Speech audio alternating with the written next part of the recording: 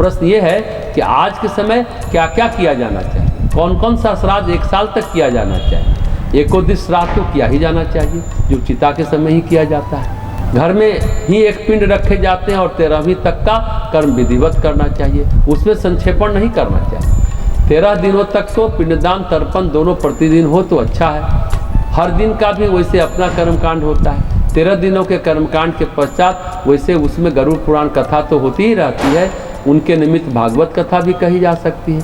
लेकिन जिसके पास श्रद्धा नहीं है तो उनके लिए तो कोई बात ही नहीं है। एक ऐसे व्यक्ति जिसके पास श्रद्धा है लेकिन उसके पास धन नहीं है, तो घर के सब लोग मिलकर उस दिवंगत आत्मा के लिए संकल्प पूर्वक एकादशी का व्रत करें। 1 साल तक अगर संभव हो तो कम से कम दक्षिण मुंह का 1 घी का दिया जला लें और गरीबों को खिला दें। और खिलाने की भी स्थिति ना हो तो कम से कम पीपल में तो पानी डाला ही जा सकता है।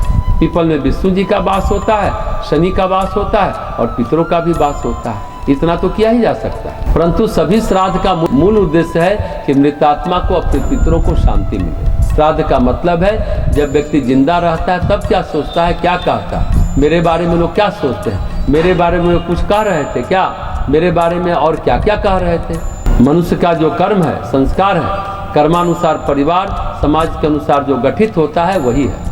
तो हम उनके मन को तृप्ति देते हैं, इससे श्राद्ध और तर्पण करते हैं। मरने के बाद बात यह है कि सब आपके बारे में अच्छा सोच रहे हैं, अच्छा विचार रहे हैं, अब आगे प्रस्थान करें। फिर वो आसक्तियों से मुक्त होकर प्रस्थान करता है अगली यात्रा के लिए। जीवात्मा की अगली यात्रा जो आसक्तियों की डोर है, धागे हैं, उसे प्रसन्नतापूर्वक तोड़ती है और आगे की ओर उनको उन्मुख करती है। उनकी प्रसन्नता भी बनी रहे और अगली यात्रा भी करते रहे। जैसे घर से आदमी चलता है तो मुड़ मुड़ के देखता है, फिर लोग उनको शुभकामना देते हैं कि आगे आपकी यात्रा अच्छी हो, मंगलमय हो, अच्छे से रहिएगा, हालचाल देते रहिएगा।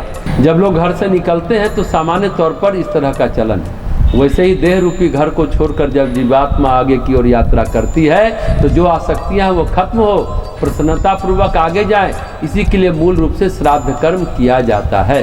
कभी कभी अचानक जाना पड़ता है तो उसकी तैयारी हो नहीं पाती है। उसी तरह मृत्यु भी जब अचानक आती है तब उसकी तैयारी नहीं हो पाती है। घर परिवार का इंतजाम कौन करेगा, 100 चिंताएं सताती है। परिवार के लोग उसका हालचाल जानना चाहते हैं, यात्रा में यादें सताती हैं। तो कुल मिलाकर श्राद्ध जो है उनके आगे की यात्रा को सरल बनाता है।